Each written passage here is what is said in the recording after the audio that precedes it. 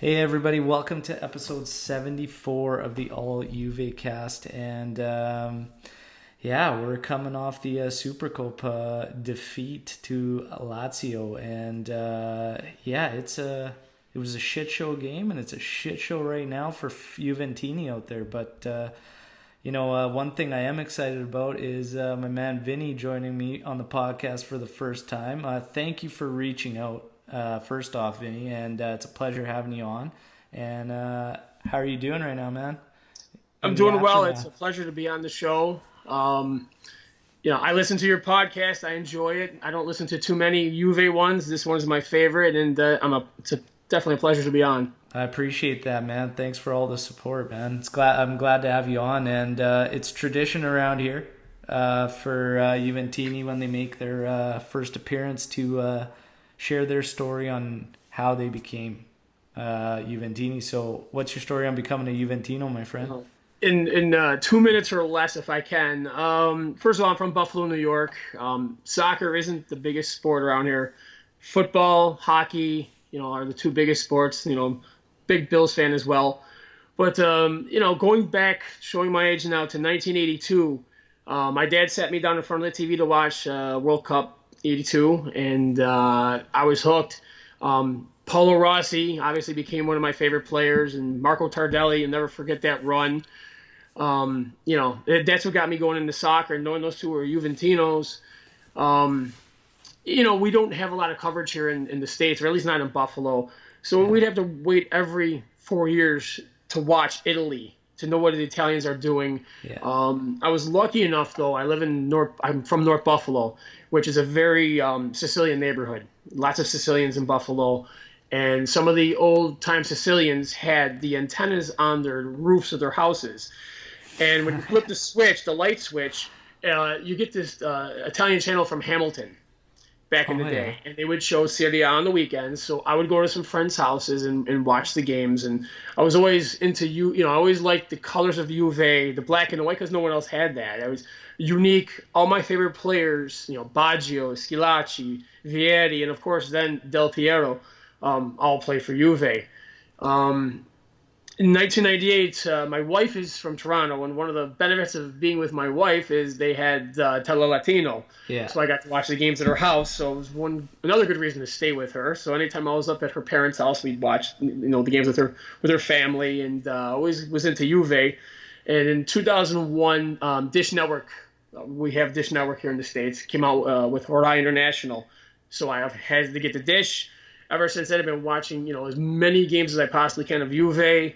And, I joined the Juventus forums back in 2001. Got to meet people from all over the world.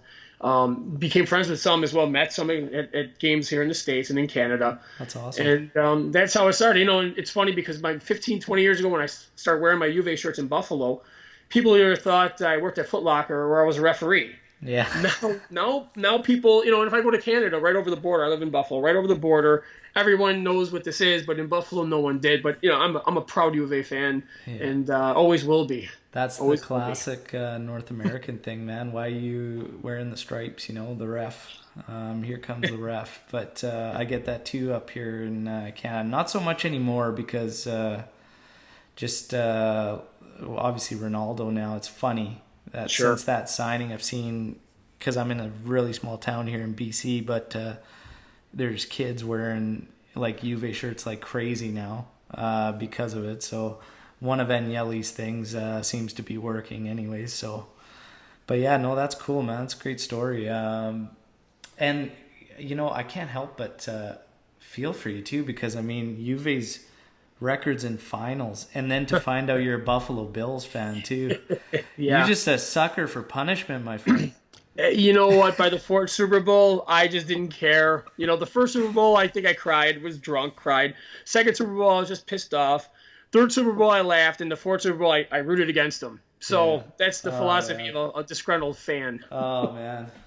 Well, let's get to some more punishment for the both of us, this Supercopa here. So, kicks off, and I didn't really have, usually I'll get a premonition whether it's good or bad in a match. This particular one, I didn't really have much of anything. I was just like really, really curious. And what I was curious was about is how we would approach this match in being the fact that it's coming off a defeat and that it's a quick turnaround, being 2 weeks since we played Lazio the first time. And I was really, really curious on what the team was going to do, how we were going to react, what we were going to do. I saw the lineup, and honestly, I thought it was a good lineup. It all seemed to make sense to me. I mean, De Ligt's been out for a bit. Demiral's been playing great. We put Demiral in there with Bonucci.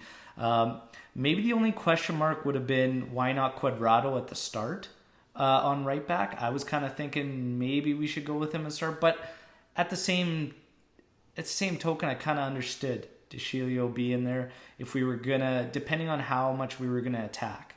You just kind of level it out a bit, but I don't know. The biggest choice for me, I thought, was going to come down to whether you play Blaise Matuidi or Adrien Rabiot. Rabiot's been on the up over the past 3 weeks, playing really good in my opinion. Definitely getting better each match.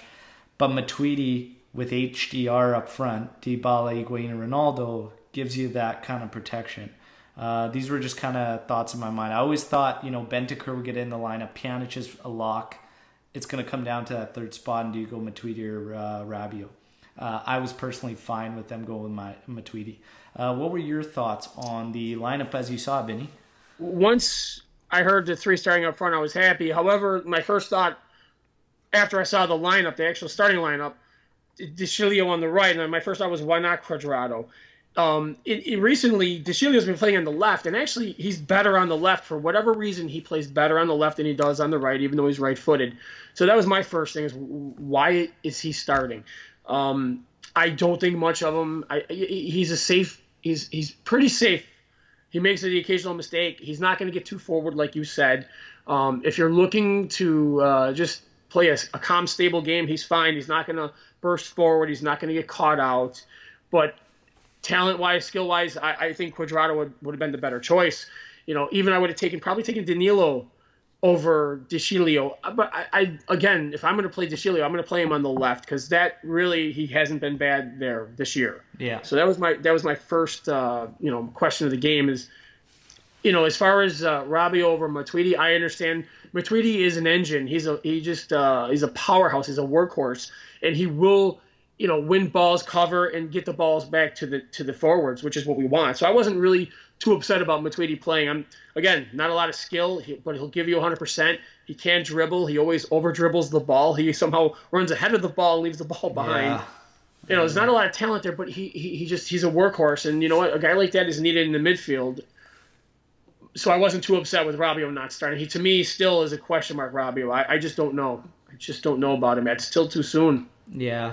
Well, it's funny, too, because like I've been saying, for me, I've been actually happy with his performances over the past 3 weeks, but there's still a lot of fans that are just on him and just saying it's not good enough and whatnot. But I don't know. I see him as holding the ball very, very well, draws a lot of fouls, and makes the right move with the ball where he's playing it. I'm honestly, and I've been saying it for a while, I think we need to work Bentancur and Rabiot as the holders and move Pjanic up. I think we need to slide him up. There was moments in this game, we'll get to it, he started to create a little bit of havoc the higher he got when we were pressing for goals. And I just keep thinking back to that season he had at Roma, where that's where he played and that's how he played, and he flourished. He had a great season, and it's just mind-boggling to me that we can't possibly try that and go back to that and see if we can kind of revive him almost. Because at the start of the season, he was advancing quite nicely in summer matches, and then all of a sudden he's just dropped.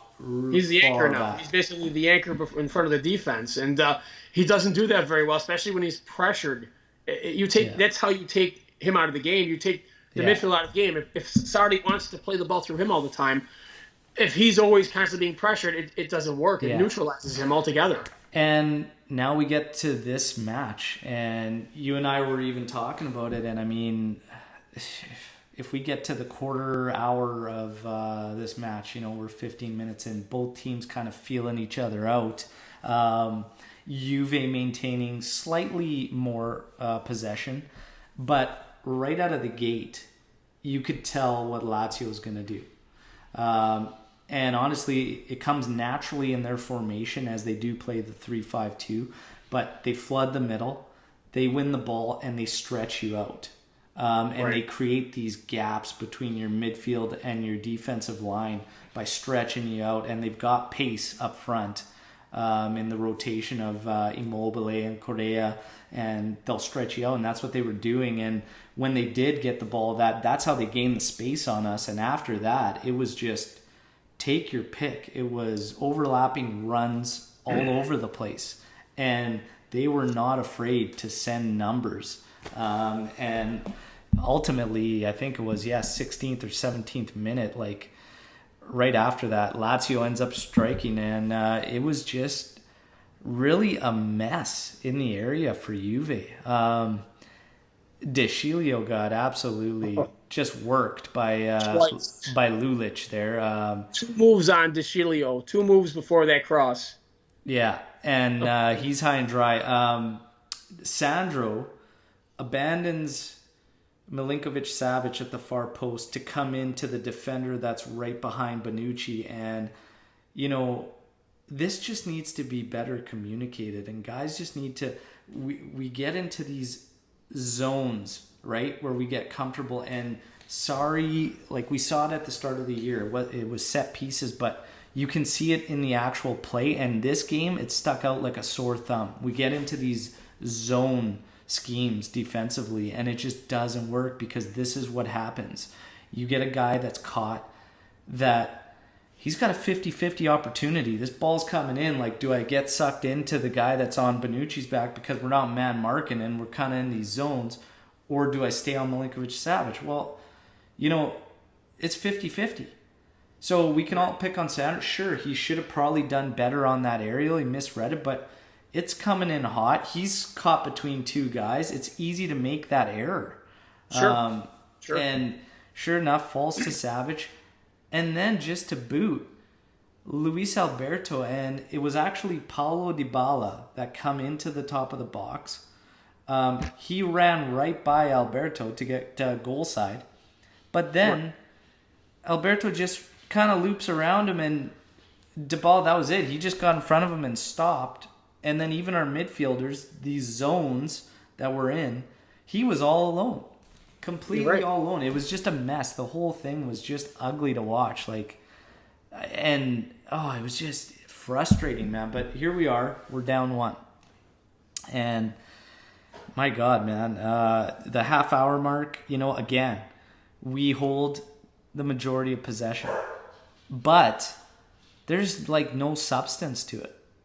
Is it just me, or like we have possession, but there's absolutely nothing generating? No. It's just in saying that, not to go back too far, first thing I'll say about, we are getting frozen on crosses. No matter how these crosses are coming, whether it be on a set piece, a corner, we become frozen. These zones, you're right, these zones don't work. Luis Alberto walked in all alone. Pjanic, Matuidi should have covered him. No one even came near him. They have to practice this. There's no way he should have just walked in untouched, all alone for that goal. And Chesney had no chance on that. That's easy goal. No. And that was Lazio's. Really, that was their first attack of the game. We had possession up till that time. I mean, we were controlling possession. There was no purpose to our possession. Yeah. And maybe I'm not a tactician. These coaches are. I know what our players are going to do passing wise before they do it. And if I know, and these other coaches know as well, and they know how to prepare for us. And it's exactly what Lazio did. And, that first goal went in is all mistakes. It's unbelievable. Yeah, it's just, and I wasn't picking on Dybala. It was just something I noticed. He had come in goal side on him, but then we all were ball watching. Right. Nobody had Luis Alberto, and I was it was just, it's crazy to me. But again, these zone schemes are trouble for communication. Like they will create communication problems because they don't force you to initiate that discussion at the back. Like it's just like this is zone whatever. It's just like, but if you're gonna play a man marking style, it's gonna force you guys from the keeper forward to communicate to every single one of those players, because it's just, I think we need to go away from. But you could see it even in the open play. You could see us just playing zones, and then all of a sudden a player from Lazio would just drop out and he would just have a ton of space, and we would just allow them to turn with the ball. And it's just like, where's the pressure? Like, find your man and get stuck the fuck in. Like, I was getting so frustrated. Like, I'm like, let's keep it simple, you know, just bring it back to basics. But we talked about it. It's like half hour mark. We've got the majority possession, but there's no substance to it. We're not doing anything with it. And Lazio, you could figure out their game plan right at the get-go. What was our game plan? I couldn't figure it out. We're half hour in, and I'm like thinking, what are we doing? It looks like we want to work to the flanks, but our fullbacks don't want to get involved. And Alexandro was invisible. Alexandro was invisible, and De Chilio wouldn't move up. We had no wing play whatsoever, and it worked perfectly into Lazio's hands. We were trying to do everything through the middle, and that's where they're waiting for us. And, you know, not to compare, I used to be a boxer, not to compare us to boxing, but they were waiting to counter punch us. And that's exactly what they did. And every attack they had was dangerous. The very few attacks they had, but all of them were dangerous attacks. Oh, yeah. The attacks seemed to have any purpose to them, or I wouldn't even call them attacks. It was just basically possession. Yeah. We had possession. First half, I think, ended 65-35 in possession for us. But what's that worth? Well, when there's nothing coming of it, like, it doesn't really matter whether you have possession or not, because there's no chances being generated. So it's like we leveled the score, and it was actually from pressing. We pressed them, forced a turnover, got the ball over to Ronaldo. It looked for a second like Matuidi was going to shoot, and thank God he decided he wasn't going to. He moved it to Ronaldo. Ronaldo struck it. Dybala right there to tap it in. And I'm thinking, you know what? Good. Hopefully this picks us up. Like, you know, but it came from the press. So it's like, let's go. Let's put these guys under, you know.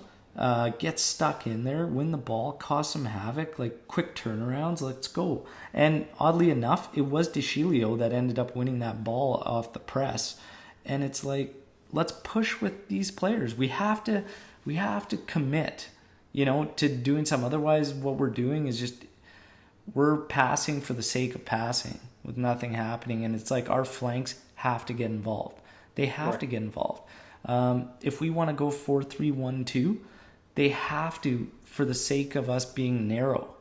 They just have to get involved to play that width. You're playing against a team that's playing a 3-5-2. When they're in their defensive shell, they have 5 right across the back. If you don't get fullbacks involved, how on earth are you going to break that down? You just won't. You're outnumbered. Exactly. You just won't do it, right? So we level the score. We go into the half 1-1. It's not a terrible first half because, you know, you do have to give credit where credit's due. In Lazio, they have a game plan. They knew what they were going to do. They were executing it very, very well. And they were picking on our weaknesses. And that was pace at the back. And the second our fullbacks would get in there, we should have been covering. In hindsight, like, this is an adjustment I would have liked to see at halftime. Instead of pressing with Matuidi, which happened so much in that first half, with nothing to come from it. Even Bentancur, who's doing well. Let's keep those two back, and let's just push with one central midfielder. Let it be Pjanic. If you don't want to push with Pjanic, you still want to keep him back as one of those defensive midfielders, switch it to Bentancur. But let's just push with one and keep 2 back to kind of halt them a bit in counters and win the ball back. And then doing this will also kind of allow our fullbacks to get a little more involved without that fear of getting caught. But when we're pressing with those 2 on either side of Pjanic, and then we only have Pjanic back and a fullback gets involved, it's too skinny. And Lazio just picked that apart. And it's got to be better from us. But yeah, we get into the second half. And like, what were your thoughts on the first half? These were kind of my feelings. Like, what were you going to touch on? We had lots of possession. Like I said, Lazio had more shots than we did. I believe the shots were 7-6 with 3 of theirs on target, 2 of ours on target. We had just no end result. And every time Lazio attacked, they were dangerous. And they picked us apart. They could have done more. Had they attacked even a little bit more, they probably could have scored another goal. Yeah. To me, those were my overall thoughts. I thought Bentancur looked either injured or fatigued within about 20-25 minutes. He just didn't look right. I know he's coming off of an injury. Yeah. So I don't think he was at his best either. But oddly enough, I thought he played pretty damn good. And in offensive, he was actually I saw him make an error on one pass that was pretty bad on an attacking run where he had Ronaldo on the left. But other than that, he actually linked up pretty good, and I thought he was playing pretty well. But again, we just needed more from everybody to get involved in the attack, especially if you're going to break down Lazio and the formation they play and the style they play. You're going to have to commit to doing it. And we were just we were half-assing it. Exactly. It's just right. It's just are you going to attack them, or are you just going to play possession and hope for the best that you'll find some kind of fluke? It just commit. If you want to be the aggressor and you want to go at them, commit. It was like we were caught between two minds. And again, it just falls back to poor game planning. For me, we'll talk about it later, but I don't know. Sarri gets a hell of a bad rating on this one for me in this match. That's my question here. What is his game plan? Now, everybody keeps looking back to when he was at Napoli. I honestly thought he caught lightning in a bottle there. He just happened to get the right team at the right time. Because, I know we'll get into this later, but when he went to Chelsea, I watched most of the Chelsea's games. I didn't see that Sarri ball that everyone talked about, and everybody keeps saying, just wait. We waited a whole season. We didn't see it. There were disgruntled players on that team, disgruntled fans. They wanted, the Chelsea fans wanted Sarri out. And I'm not seeing, and you watch teams we'll get into this too, like Sassuolo yesterday or Atalanta with Gasparini. My God, I'm watching these games this is how we should be playing. We have better players who are a hell of a lot more expensive, and we can't play this way. Why? Yeah. What's going on here? You watch these training sessions, and I watch a few of them, and I'm watching, they're kicking the ball around, they're doing their thing, and everybody looks happy. But where's the tactics in this? What's his end game here? Are we an attacking team, or are we reverting back to the Allegri days? We're between two minds here, and everybody keeps saying, well, you have to give it time. It's not getting any better, and that's what's scary. This game yesterday was no different than December 7th when we lost to Lazio the same exact way. Yeah.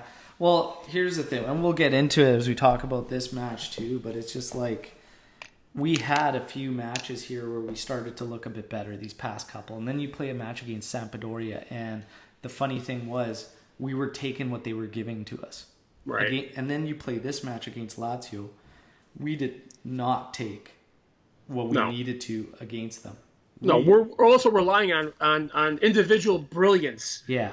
That header, the Dybala volley. I mean, the one against Atletico, the Dybala free kick. We're relying on individual brilliance to win us some games, not as a team building up this Sarri ball. Yeah. Tiki-taka, passing around, people moving around, somebody getting open and putting it in the net and making the other team look foolish. It's not happening. Yeah, it's frustrating to try and figure out why. I mean, I think honestly, we have to abandon this one holder in the middle style. Right. I think it just needs to go away. I think for us, and we'll get to it as we go through. Let's finish the recap here. There's so much still, but it's 55th minute, I think, if I remember correctly. De Sciglio ends up coming out. Quadrado ends up coming in. And honestly, what did you think about that substitution when we made that sub? Well, honestly, I thought it was a waste of a sub to begin with, because really I thought Quadrado should have started. So my first thought was, well, that was a waste of a sub and basically an admittance of a mistake. And I was hoping that Quadrado would be able to get forward because neither fullback was getting forward. So, obviously now you're looking at a more attacking team. Now that we're down 2-1, you have to do something. It's the move that should have been made in the beginning of the game. That was honestly what I thought, because if we're going to play an attacking style, you got to have Cuadrado in there. Well, for me, it's like, yeah, he probably made the error from the start, whether he goes to Shiva and Cuadrado. But to be honest, what I thought was, here's a guy that's going to bring in Cuadrado hoping for a boost in offense from the right back position. And I thought it was just going to highlight basically how poor his system has been getting across to the team. Because what's going to happen is Cuadrado is going to come in and it's going to be possession style, and he's going to be forced to win 1v1s around the midfield area, which is just crazy to me. And I'm just like, man, this is just going to highlight, looking for offense from the right back position is just crazy to me, right? But that shows you what we need to do is broken, because if we changed from Allegri, this is what Allegri used to do. This is how he used to play under Allegri. So the change for the sake of changing is kind of ridiculous. Like, we need to actually commit and start making the changes. And so far, like, I don't know. Sorry, it's not happening. He had promise at the start, but it's not happening. We get to the 60th minute mark. Lazio continues to get in better areas than us. And the biggest thing, again, that I notice is that when they gain the space, the amount of numbers that they commit forward is like staggering in comparison to us. It's like we get forward and it's Dybala, Ronaldo, Higuain, that's it. You don't get an extra trailing run. You don't get like a nice overlap from the fullback. It's like literally like, okay, guys, we're going to stay back now. And it's just going to be you three. Okay, they've got 5 lined up at the back, 3 midfielders coming in too. There's nowhere for these guys to go. The game plan was like so poor for me, because I watched this through the match, and it's frustrating to me too, because if we had the ball on one flank, there was opportunities there where we could shift it to the opposite flank and then move in and give a 1-2, because you could isolate a couple of those guys, the guy that was on the flank defensively for Lazio and one of their defenders, but you could play a 1-2 off of whether it was Dybala, whether it was Higuain, whether it was Ronaldo. You could play off of those guys, but the ball needed to move quick. What we were doing was, I'm over here on this flank. Okay, let me hit my first defender. He would go to the second defender. Absolutely. He would go to the opposite flank. And I'm like, yes. My God, you guys, by the time the ball gets there, Lazio is so set up. It's crazy to me. It's like, we just need to have that drive, that pickup, and it's just like, boom, like ping that ball over there and let's go at him. But we just don't have it, and it's frustrating, because that was the first thing I would have clued in on at half. And this was frustrating watching this in about 60th minute, 65th minute. I'm like, there has been no adjustments from this club. No. We made 0 adjustments. No. I agree. So we pull in Cuadrado, and yeah, you started to see, okay, we'll get the ball to him, 1v1s. Like, he's going to try and beat a guy and then pass, but then what? Even he wasn't getting fully committed forward. So it was like, what's the point? It's frustrating. 65th minute, Ramsey comes in for Higuain. Higuain was pretty flat in this one. Right. He had one play in the first half where he had gotten the ball, held it up, got it to Ronaldo. Ronaldo got a shot. And otherwise, I don't remember Higuain getting any shots or doing anything else besides that. It wasn't his night, but he wasn't getting any service either. I mean, like you said, we're so predictable with what we're doing. We're holding on to the ball. We're passing these little short passes across the midfield, one side to the other. Ronaldo or Dybala gets the ball. They go as far as they can with it. When they can't go no further, they look back to a defender, on the fullbacks or in behind them, get it to them, goes back to the end, we start over again. And it's like I said, this is becoming so predictable. And like I said yesterday, I watched a couple games, watched Sassuolo, watched Atalanta, and I just thought to myself, God, this is what we're supposed to be playing like. This is what I want to see, not this junk that we've been getting. And I don't think Sarri's the answer. I didn't think so even before we hired him, but here we are. I know. And then in this one, Higuain, for me, he was just flat-footed. I agree there wasn't a bunch of service there, but at the same time, when there was, he was not being able to catch up to a ball that was like a foot off of his path. And it's just like, oh my God. And he was letting the ball run when he should have stopped it, and losing it easily. And it's just, it was just a frustrating one. But you know what? It could have been because of the lack of service. Like, maybe he just needed the ball a lot more to get his confidence up in the first half. Like, just get the touch, get the feeling, get in a rhythm. Right. And he could not get in a rhythm. It just wasn't happening. Shortly after this substitute, Lazio ends up taking the lead actually again. And again, just to me, it looks again just lack of communication. Demiral and Cuadrado just, again, back post, right? Like, just what's going on, because we're in these zones and that guy on the back is constantly caught between two minds. And it's just, let's just get back to basics. Take your guy, stay on him. That's it. But yeah, they end up scoring 2-1. And even just the cross leading up to that, we are way too happy to allow space, allow players to turn, allow them to even have these looks. It needs to get better. We got to tighten up. Right. Very, very frustrating. 75th minute, Douglas Costa comes in. And again, I just thought, what's really going to happen when, like, and this is something that I use to argue the fact when fans, and we'll get on this after we finish the recap, when fans use the example of Marquisio, Vidal, Pirlo, Pogba in the middle, and for me, if you don't even have a system that works, what difference does it matter who you put in there? We have Cristiano Ronaldo, for God's sakes, and we can't even get this guy to get like the amount of goals he should be bagging for us against some of these lower sides. Like, we're beating, bottom feeders 2-1. Right. Like, it's crazy to me. It's the system. We have to work on our system. It needs to be way better. After Costa ended, we ended up pressing harder, but again, we just ended up resorting to crosses.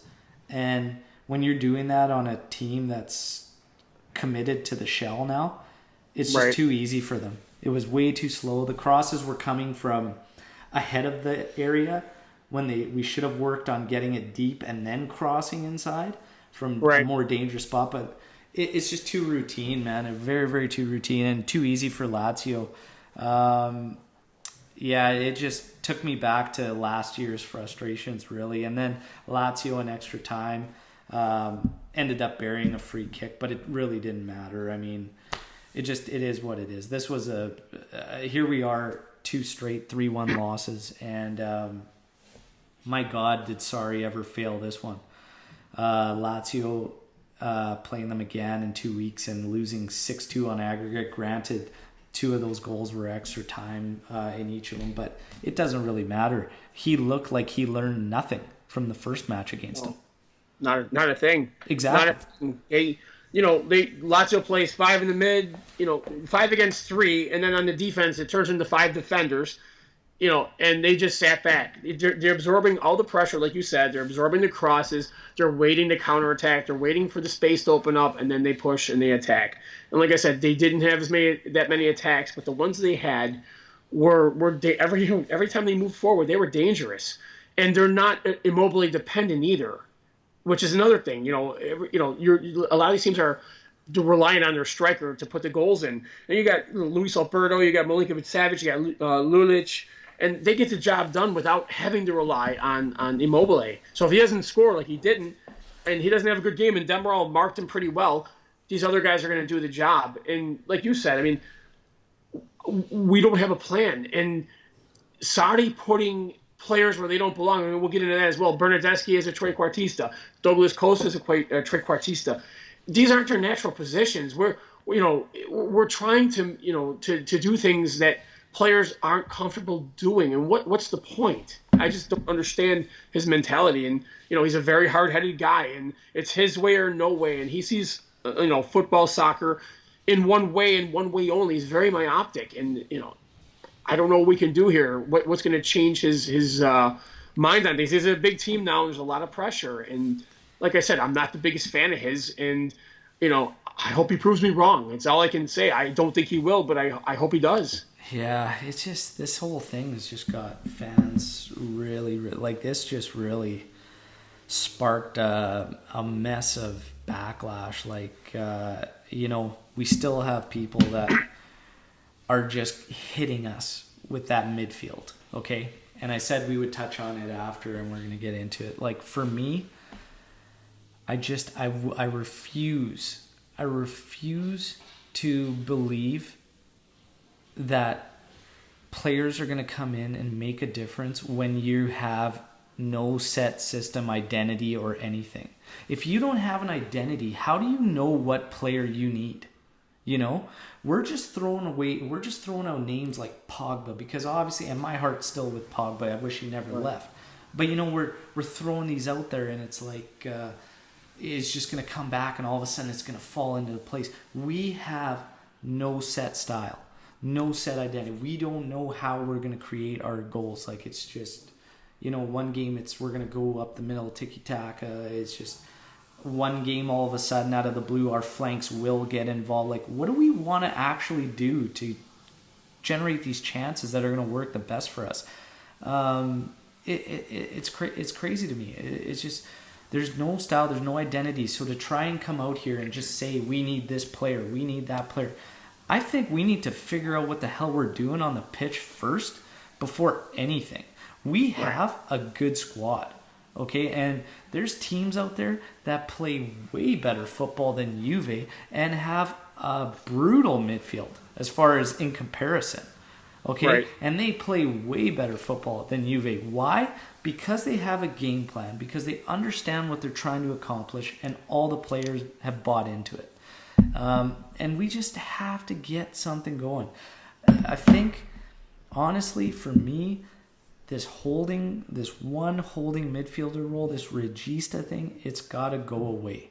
Okay? We either go to a 4-2-3-1 and start moving that way and switch up that diamond in the midfield where it's two central defensive midfielders, so it'll allow us to bring our flanks up. There's fans talking about going to the 3-5-2 now that Demirel has proven he can be a part of that. The issue with that is you're pretty skinny at the back for support. Right. Chiellini will be back sometime in February. Maybe at that point you could, but we also have to think your reserves are going to be Rugani and Emery Chan if something were to happen, if we go with it right now. Right. And Emery Chan most likely will be leaving in January. Right. So until Chiellini gets back, do we really want to go three at the back with only Rugani as a... And you know what? It's not even a given that Rugani won't be moved, to be honest. Right. So, True. I don't really know, man. For me, the easiest solution is to continue. And there was moments in this match where Pjanic started to press forward and it started to give the defense a problem. Why? Because he has a good touch. Because he can shoot the ball from long range. He's also a good passer. So having him high up there, he could slip that little pass to either Dybala or Ronaldo or Higuain. He can make that pass. He can hit somebody on the back post. Why do we want him so far back offensively? Like it's we crazy. have Bonucci to do that as well. These passes from the back, because Bonucci's a hell of a passer as well.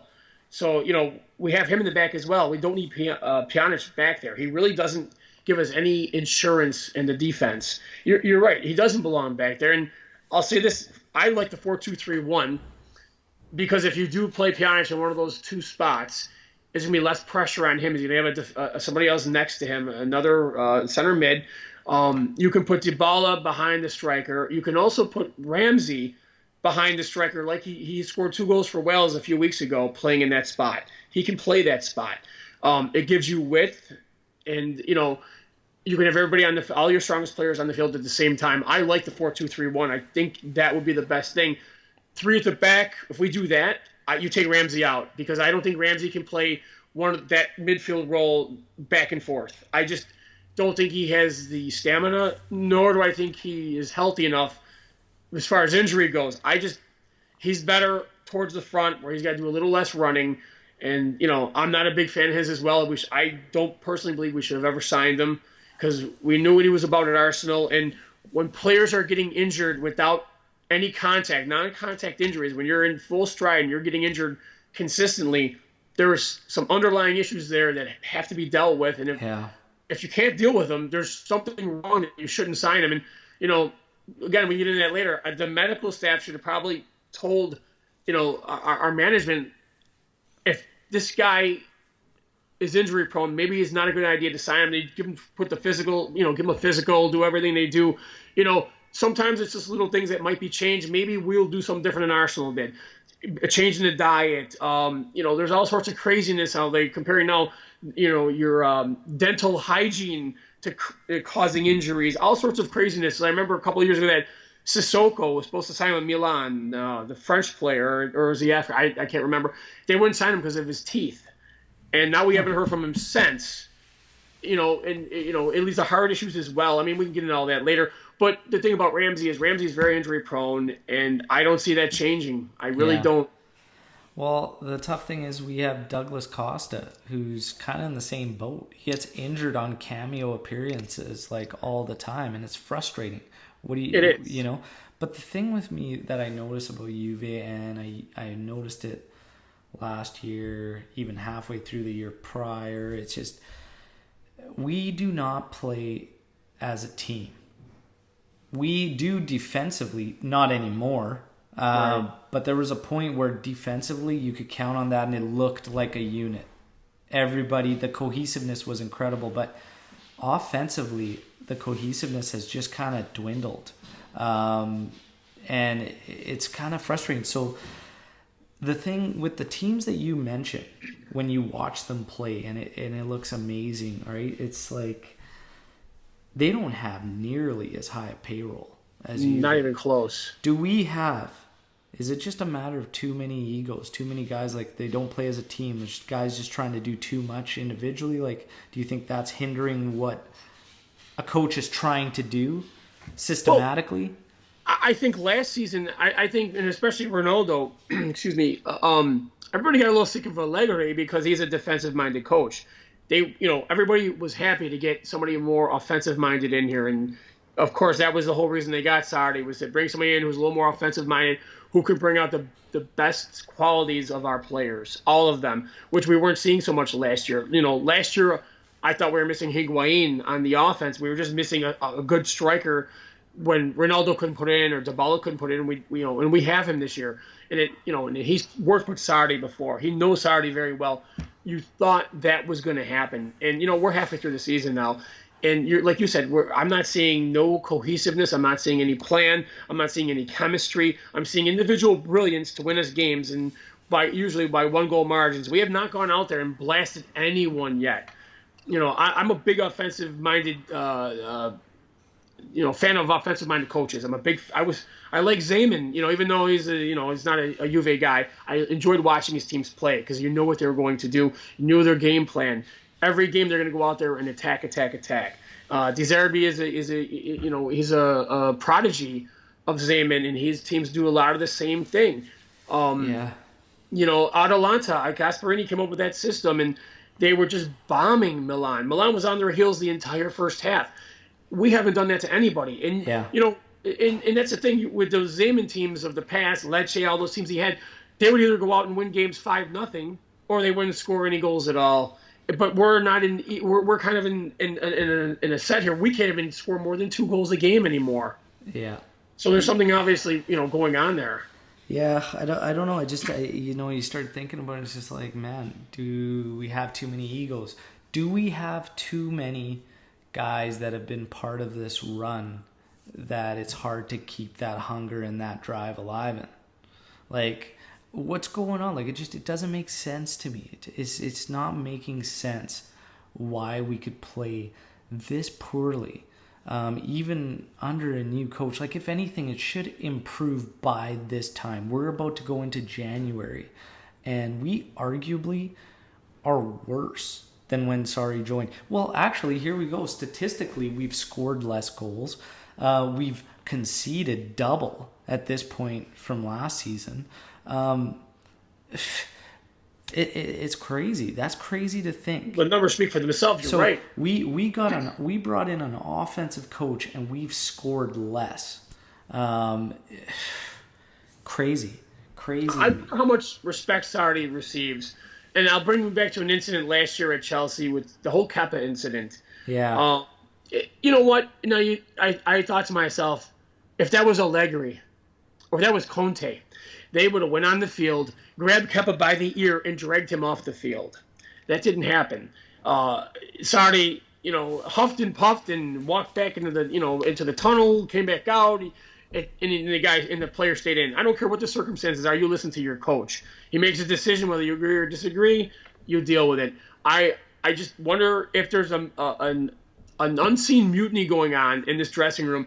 And I'll give you another example. This year, Ronaldo a few weeks ago, watching his body language, I'll even say looking at his eyes.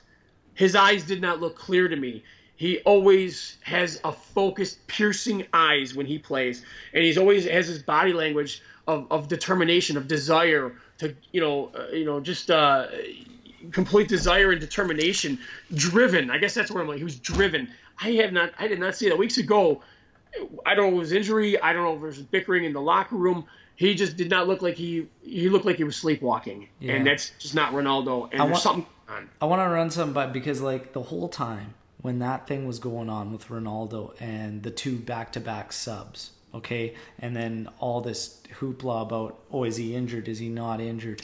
When I looked at him on the field, he just, I don't know, man, and you look at some of those pictures from the training with him next to Sarri and stuff, he, to me, just radiated the look of someone who felt like he did not respect the other and that he just almost like he knew better.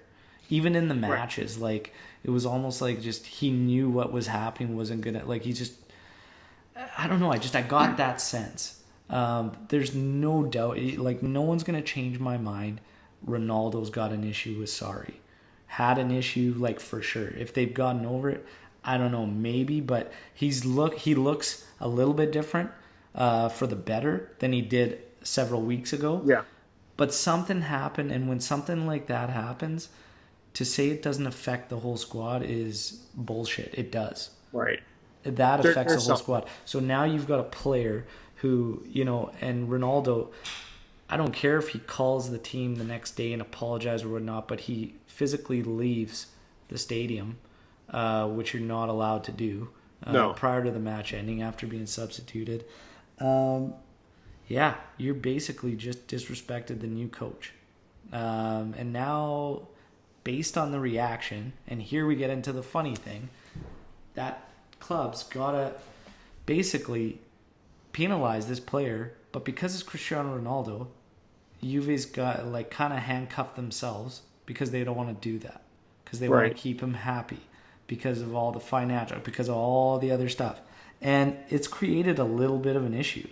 And maybe Sarri lost a little bit in the dressing room when that whole thing went down.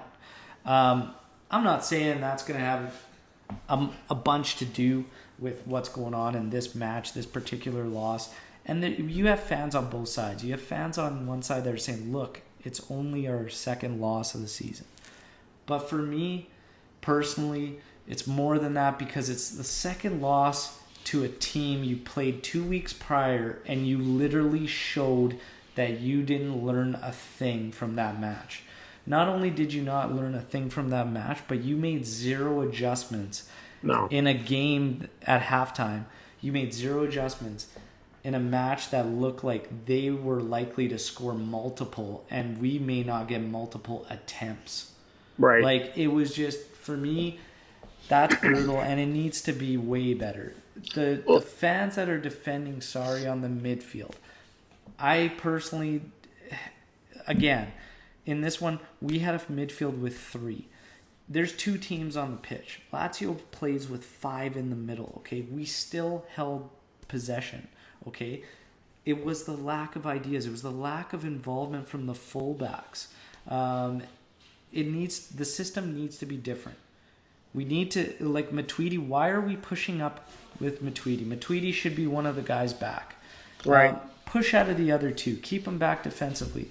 These things make zero sense. And we do these things, and it's like, if I'm Lazio, I'm inviting Matuidi into the area. Like, okay, sure. Like, what there's no threat there. No. He doesn't have the skill or the shot or anything else. He can win a ball, but he can't do anything with it once he gets it. So we've got a team we're going against. It's Lazio, and they've got 3-5-2, and when they're in their defensive shell, it's 5 straight across the back. Matuidi is going to be the key to breaking that up, is what you're trying to tell me right now. Sorry. Like, it makes sense. Go smoke another pack, buddy. Okay? Because I'm telling you, if you think Matuidi's going to be the one that breaks that up, no. It needed to be from the flanks, but neither Sandro nor DeCilio, even Quadrado for the most part when he got involved, were not bold enough to step in there and actually put forth what we needed. Right. And you know what? It's funny too, when we look back to those other teams too, and everybody talks on that midfield, how did we play?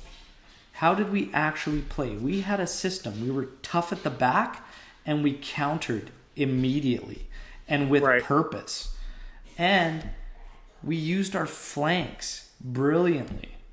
And it's just You just described what Lazio did to us. Yeah. You just described.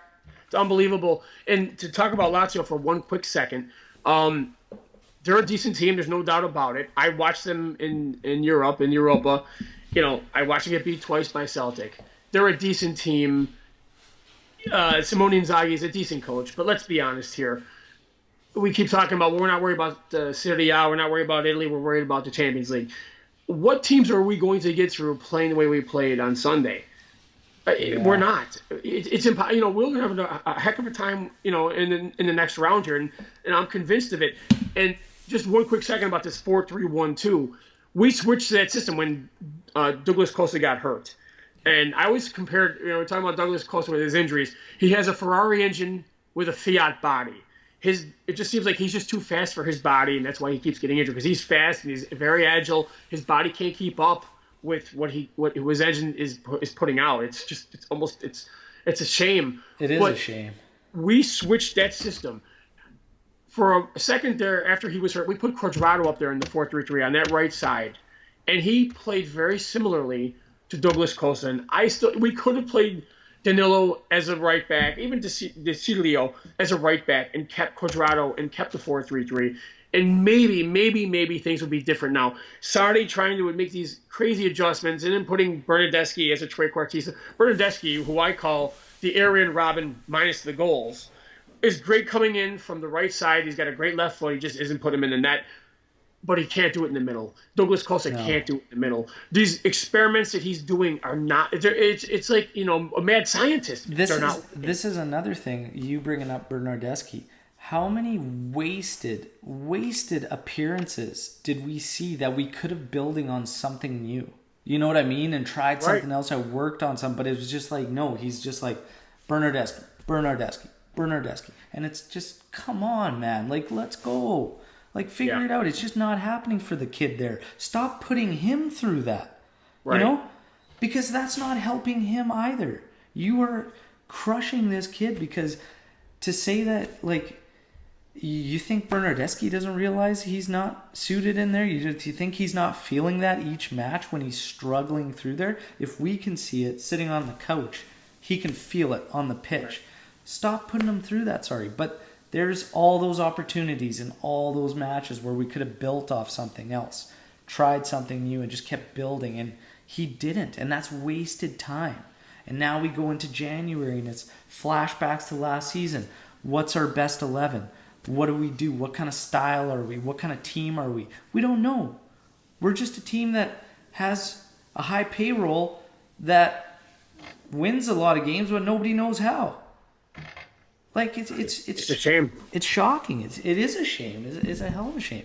Now you got fans after this Supercopa defeat that are just up in arms about everything. Baratici is being brought up, and it's just like Agnelli. Agnelli was, the root of some anger, and just saying, I hope you're happy selling these €250 shirts with Arabic printing on it, and that's all you care about now is the money and everything like that. And it's just, What do you personally feel when you hear something like that about Enya and the team and stuff? Like, what are your thoughts on it? You know what? I understand the direction we're trying to go.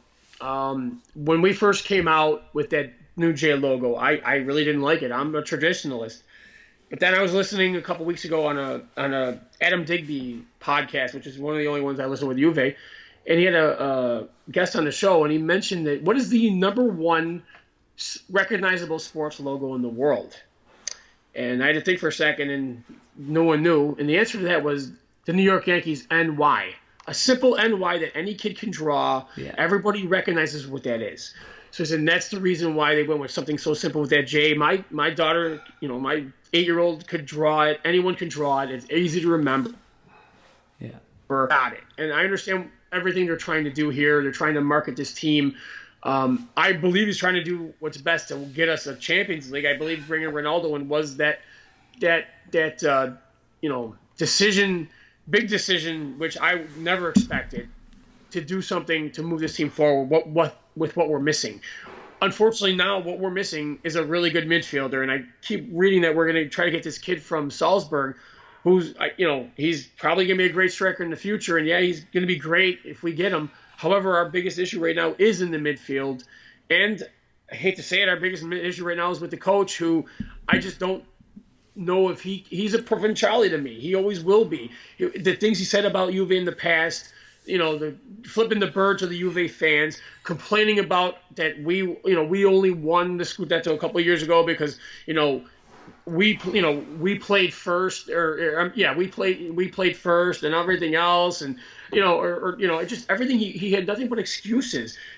I don't like the man. It's hard. I'm hoping the best, but I see what he's about. He's a very small-minded, ignorant person. And I remember the things he said to Mancini a couple of years ago, some homophobic things he said to Mancini. He's a very, very provinciale. He's just a small-minded guy. I don't agree with it. It's tough. Like, going back to this business thing where these fans now are just, some fans are in an uproar saying that's all they care about now is, the financials and the selling shirts, and this club's like lost its identity and all that. It's like, I get both points. It's a tough one. Like, in my opinion, how we treat certain players is pretty cutthroat. It does need to happen. Like, I do agree with a lot of the cuts. They just need to do a better job of how they handle it. Right. And in some circumstances, it's not always just the club. And Mario Mandzukic is a prime example of this. He knew he wasn't going to be in the plans. I love Mario Mandzukic. Okay, I've got his kits. Like, I'm a big fan. But he knew he wasn't going to be a part of this season. And right. He had options to join clubs. He didn't agree on personal terms.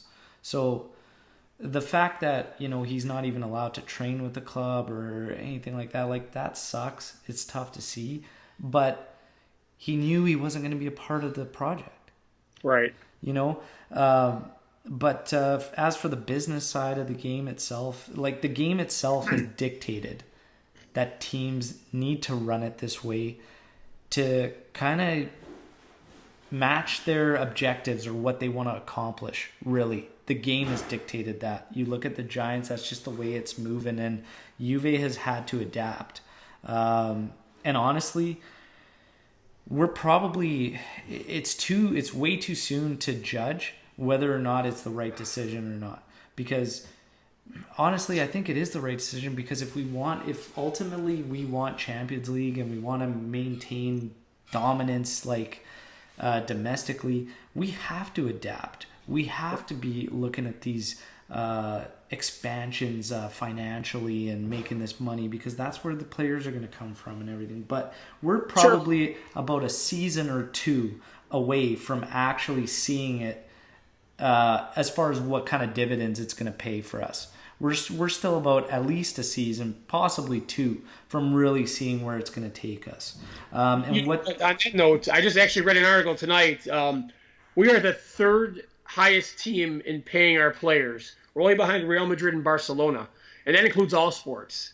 Yeah. So, we're making the effort. And listen, the business model is this: we'll put more money in this team. We'll put more players into this team. We'll do more marketing. We'll make more money. We'll get better players. We'll win things. People will recognize who we are. I think it's starting to happen. I think Ronaldo coming to Juve, definitely, North America, at least here, because soccer is not the biggest sport. It's getting bigger. People recognize what the J is now. People are seeing it on TV. People who know who Cristiano Ronaldo is.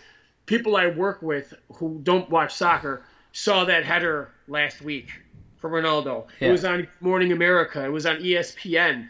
So we are exposed, even with those ugly shirts. And I don't like this year's shirt. That's another story altogether. I get the reason why they did it, but we need to bring the stripes back.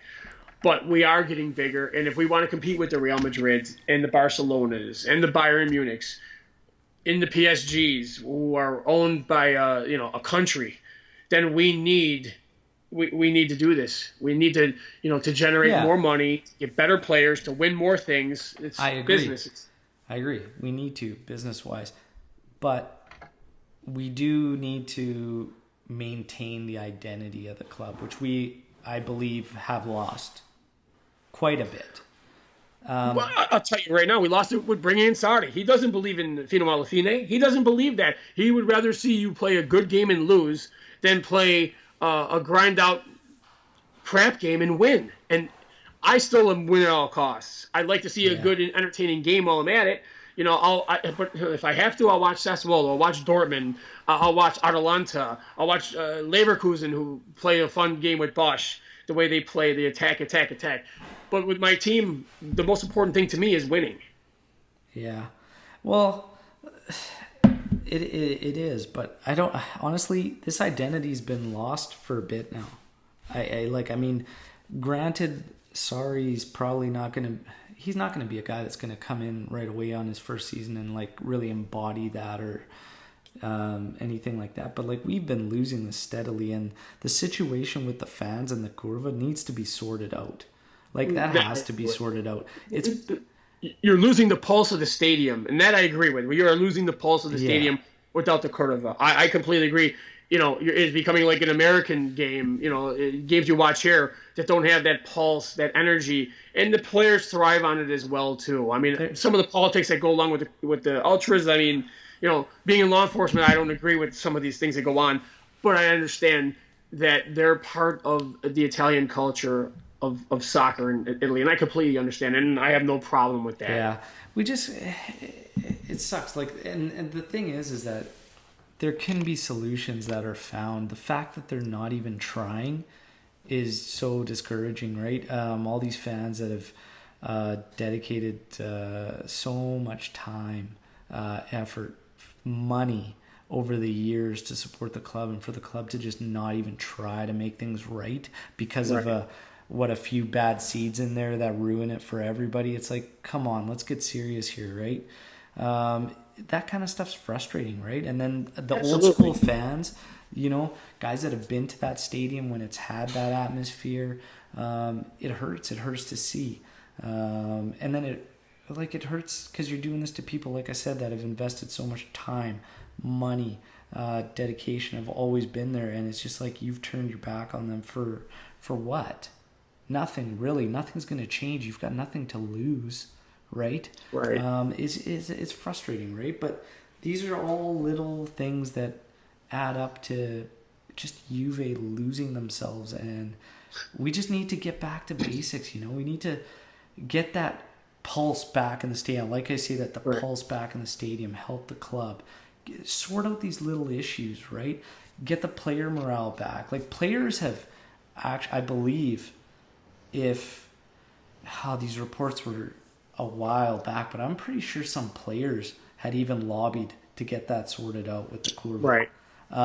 So there's little issues around this club, right? But it's just a really, really, really strange time. But for all of us thinking that it's just players, it's so much more. We need a system. We've lacked a successful system for quite some time, but here we are, apparently going to be an attacking team, and we're anything but, right? So it's got to change. Whether or not it sucks now that we have to sit in limbo for 2 weeks to watch Juve play, because it's going to be January 6th against Cagliari, and Cagliari's actually playing some good ball.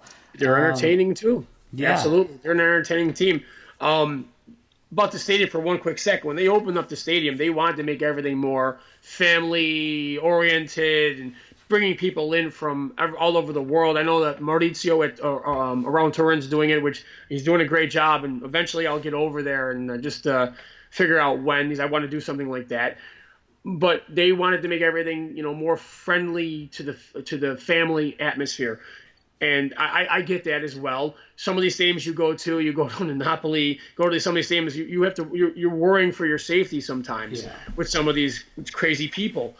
But there's got to be a balance in here where you can have your hardcore ultra fans in there, have your families in there, where everyone's in a safe environment, but there's still a pulse in the stadium. Yeah. And I obviously have no problem with that. We want as many fans and to be as loud as possible and be intimidating to the opposition of the power of the stands, of the energy coming from it, and to push our team forward. And I don't want to lose that either. But on the other hand, I don't want to have, ultras coming to training sessions, threatening players and, stuff that goes on in other teams is just ridiculous. I mean, look at Napoli, look at Roma, it's Lazio, these things go on there. And there's got to be a happy medium where you can have a safe atmosphere, yet have your fans there. And listen, we're all there to see them win. That's the most important thing, of course, and safety. But, go ahead. What were you saying? No, just finish up your thoughts there. So I think that's what we have to try to do in the future to bring this team forward. The team is for everyone. This is everyone's team. This is our team. It's the most popular team in Italy, and probably, I would venture to say, probably most popular Italian team in the world. Yeah, it's got to. And that's why I was going to say it's just it's embarrassing that some of the clubs that come into our house that just overtake us for chanting and singing and crowd and we just like nothing. I'm like, so I find it actually kind of funny. I find it funny that, Agnelli wants to push this brand. He wants to market Juve. He wants to just expand. He wants all this exposure. But then you have that and people are seeing that. And that's embarrassing. Right. So it's like, you're kind of contradicting something you want to do. Like if you want something like that, now all of a sudden you've drawn in all these people, but then they're watching. They're like, "Man, I don't want to go to that stadium. That looks lame. Right? That looks boring. Like, what are they in a theater? Like, it's louder watching on my couch with me and my dad. I guarantee you. So it's, it's just I find it funny, right? It's like we want to play a better brand of football. Well, Sarri's not delivering whatsoever. Our stadium atmosphere is a joke. Stuff like that. It's just like, put it all together. Make it all make sense. It's tough, man. It's really tough. I got a question here because this come up too. Arturo Vidal. If he were to be a signing that was possible target for us in January, would you take it? I just think he's past his sell-by date. I don't know how much he has left in his legs. I mean, he is a balls-to-the-wall player. And players like that only have so many miles on those legs. He's had a great career. I mean, if you had to make a choice between him and Rakitic, I would probably take Vidal because I know he's a harder player. But there's so many younger players. And January is a tough time to get a good player. We all know that. Juve doesn't usually sign too many big-name players in January. Matter of fact, I can't think of any. If you can refresh my memory, I can't think of any. We've big name players we've signed in January. I'm trying to think. I think you got to go way back. I think you have to go quite a ways back. Yeah, I mean, if they do it, Vidal, I like him. Like I said, he was always, he's a warrior, man. I got a picture of him on my wall. He's a warrior. How many more miles does he have in those legs? What is he really going to do for us? For 6 months, though, you sign him for the rest of the season. If you sign him for 6 months, yeah, okay, then he'll give you some depth in the midfield, and he will give you 100%. That's what I'm talking about, and it's just like, for me, man, I'd even play him ahead of Matuidi, without question, because he'll give you that true ball-winning skill. But if he's going to be the guy going forward, the guy can cause havoc and score goals and set goals up, man, he'd be an instant improvement there in that spot. So it's just like, for me, for 6 months, what do you got to lose? Because you're not going to get, like you said, these are the kind of guys you're You're going to get someone on the outs with the current club, but bring him back for 6 months. What's the harm in that?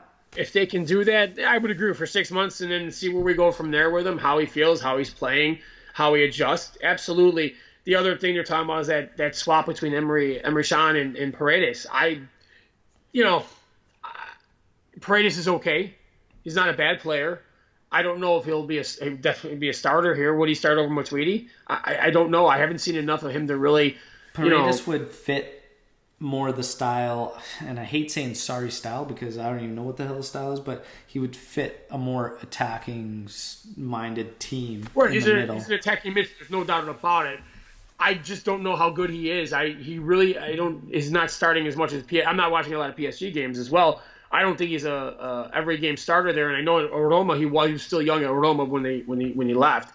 Yeah, I mean, whatever's going to get us playing the way in a more attacking game, then absolutely let's do it. I mean, I am open to anything. Let's try something. But like you said, we have the players to play good football. We do. It's just a matter of putting them in the right spot and doing and making the right decisions on who's going where, and letting guys be comfortable doing what they're best at, which is not happening right now. Yeah, I don't know. I go back to what we talked about earlier on the podcast when I brought it up, and I questioned just what your thoughts were on if we have too much of the core still that have been here for these championships, because when you watch every team play us, it's just that drive is there, and we're just not matching it. It's just like it's so frustrating. You'll see a couple guys will have it, and that's really it. Like for me this year, Dybala's had it in every single match. He has been ridiculous. I think he's had one match where I was like, you know what, he's off today. He's had a bad match, but he's been great. Ronaldo had his little skid there where he was just uninterested. Higuain's been pretty involved, pretty driven. Pjanic has started off really, really hot, and he's kind of just fizzled, and I think we got to get him out of there. I think we got to just... Well, that's the thing with Pjanic. Teams realize, and they realize with Chelsea as well, with Jorginho, if you stop him in the middle and you put pressure on him and don't let him breathe, don't let him move the ball, be physical with him, it takes him out of the game. Yeah.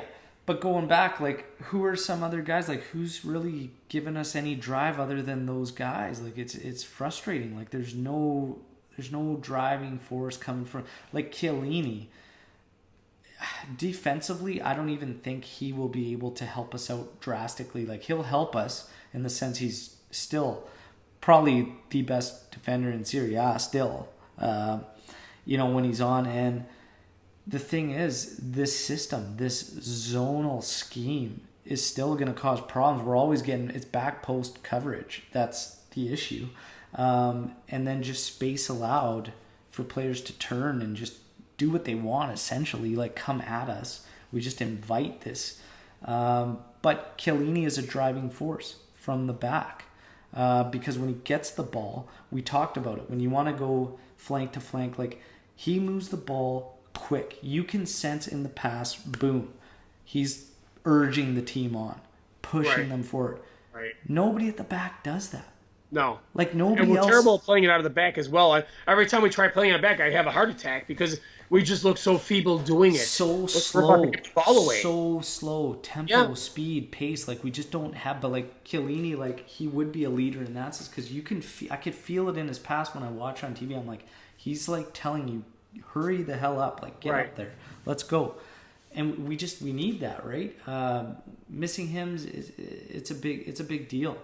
But the other thing is too, I want to see what you think. Are we way too focused on players' roles? And what I mean by that is, I just want your thoughts on, do we need to just give a few other guys some more freedom? Because what I'm seeing is throughout some matches, sometimes you'll get De Sciglio on a ball, you'll get Sandro on a ball, and a player will be making a great run.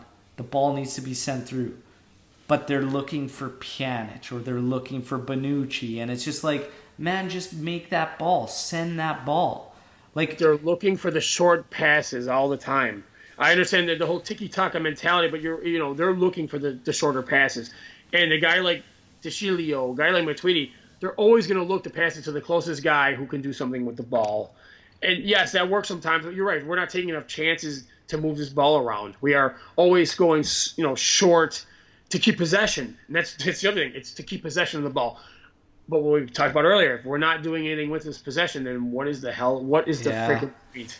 I don't know. It's just something I noticed, and it's just like there's great runs being made, but we just look to go to the same guys all the time. And it's like, just have the faith in yourself. Just pull it off. Like, let's just do it. Let's give them a little more freedom in the expression of football, because we've lost that. There's like no expression from some of these guys. It's so robotic. Like, to watch Sandro for 90 minutes come up to a certain point in the field just to turn around and go backwards is like, I'm losing my mind. It's just like, and the guy's got the ability. We've seen it, but like, let him press up. Let him make some moves. Like, it's just, I don't know. It's just. Let me ask you this question though, Alberto. And if this ever happened, hypothetically, if for whatever reason we lost Sardi this season, who would you like to see come in here as the next coach? Oh, man. I don't even know anymore, honestly. Like, Pochettino would be probably good because it makes sense from our financial standpoint. He can make a lot happen with what he's given. Pep demands too much. Like, I could coach Pep's teams because they're loaded. Do you know what I mean? Sure. So it's like, for me, like, Pochettino seems to be the guy that would seem to make sense. He's got links to Turin as well. Like, right. But even for me, just the thought of even thinking about that is just crazy. And another discussion that's come up that I want to get your take on is people think that it's possibility that Sarri was only brought in to bridge the gap to Pep. And it's going to be done at the end of this season. And I'm just like, I don't see Juve doing that. No. I honestly believe they tried to get Pep every which way they could this last offseason. It didn't work. I don't think they really had a plan B. I think Sarri was the last ditch effort. They keep saying he was the plan. I don't buy that. I don't buy that at all. I just, they needed somebody. They've made moves before where we're wondering what they're going to do. And this is one of those moves. Here's something funny. When the whole summer was going down, it got really heated towards the signing part, and it was linked Inzaghi was ahead of Sarri. And I was like, oh, please, no. And look at this. Now Inzaghi schooled Sarri twice in 2 weeks. And I'm just like, and there's the life of a Juventino sometimes, eh? Unreal. I would like to see Gasparini. I really honestly believe he's ready. That little stint at Inter didn't do him any justice. But, my God, I'm watching his teams. And it wasn't a fluke. Atalanta wasn't a fluke last year. I'm watching him this year. And the way they play is just unbelievable. With a fifth of our salary, probably even less than that. And watching what they did to Milan, watching the way they came back in the Champions League, Gasparini, obviously, he's got Juve roots. Yeah. I would like to see him back here. I mean, if we could play that style here, and it would work, it could easily work here. Yeah. One of the things I think about too, and I touched on it a little earlier, and I maybe brought it on a little bit differently when I was talking about the egos. Do we have too many talented players and whatnot? And the easiest way I could kind of break it down is when you talk about these teams, even if you look back to Sarri's Napoli, these were players that didn't have, this status. You know what I mean? Like, so they were all fighting. They're fighting to make their name. They're fighting for their contracts. They're fighting to make their spots. You look at Atalanta. There's just a team of good players, really. There's nobody that's like elite, like to this level, right? And then players that come and join Juve, sometimes they get hyped up right away.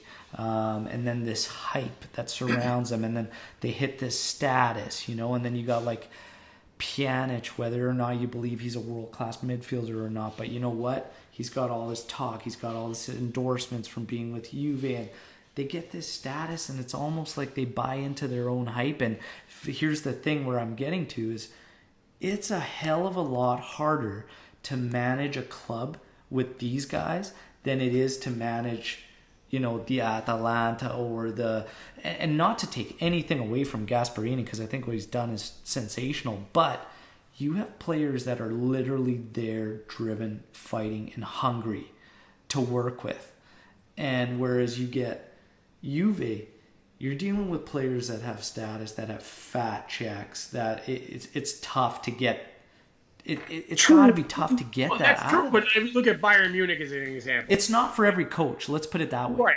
FC Hollywood Bayern Munich, who basically got Ancelotti fired.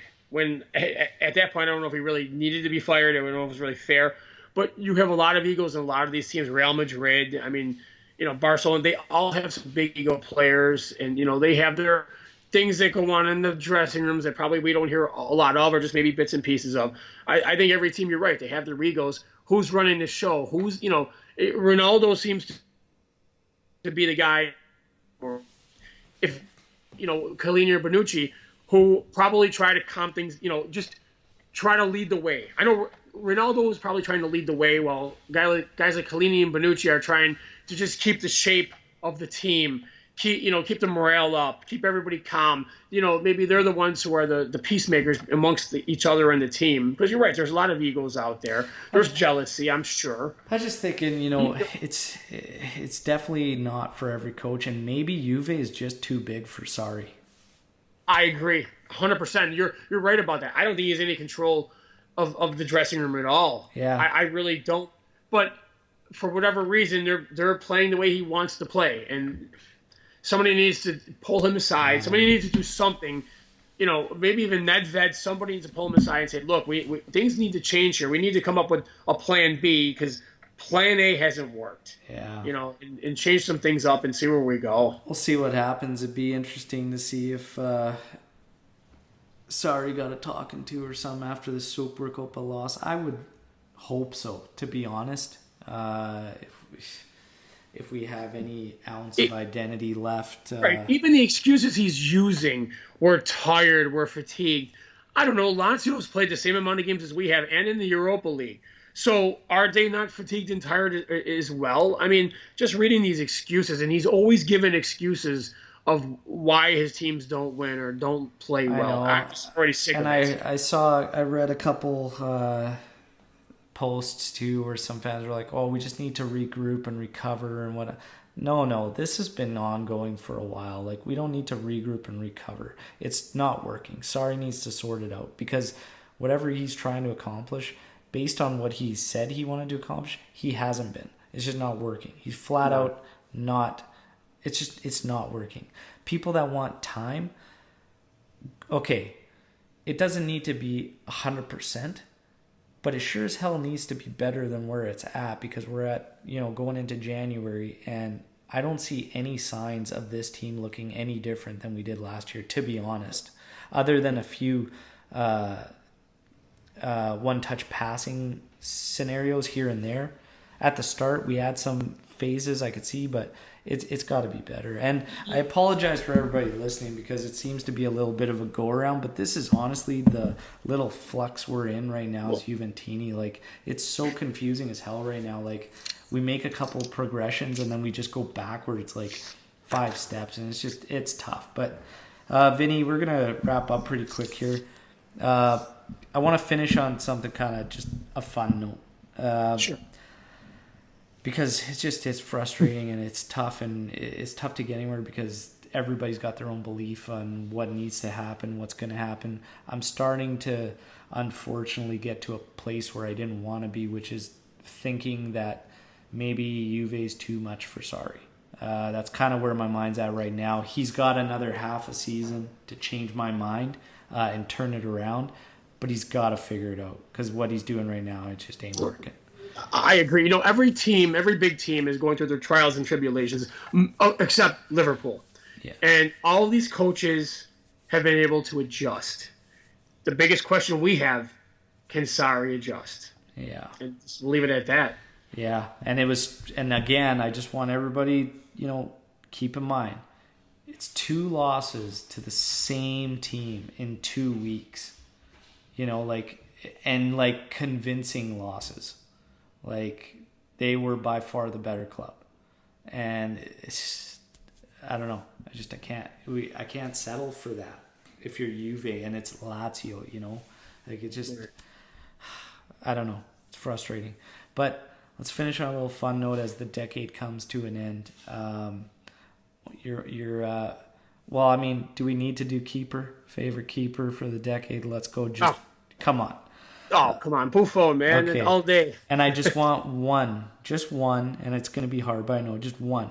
Defender, midfielder, and striker, your favorite of this past decade. Defender's got to be Chiellini. Midfielder, Pirlo. And striker, Del Piero. Nice. Even though that's close, you know. Only gave you, a couple of years in there, but that's... He had a couple of years, and I'll always be my favorite. Yeah, I hear you, man. No, that's awesome. Listen, Vinny, I want to take time to say thank you again for reaching out to join me on the podcast. I appreciate that. There's been a lot of fans reaching out, and I love the support, everybody, and that's why I made this thing. It's for everybody. Don't be shy. Reach out and come be a guest sometime. Vinny, it's been a blast. This won't be the last time. Thank you so much. All right. I just want to wish you and your family a Merry Christmas and Buon Natale to all of our Juventini out there, and hope everybody has a good Christmas. Thank you. Yes, you as well, you and your family, everybody listening. Enjoy the holidays. Just enjoy the people you're surrounded with, your family, your loved ones. Have a very, very good holidays. We will catch you. I might have a couple pop-ups from now and the new year, but otherwise it'll be January 6th after the match against Cagliari.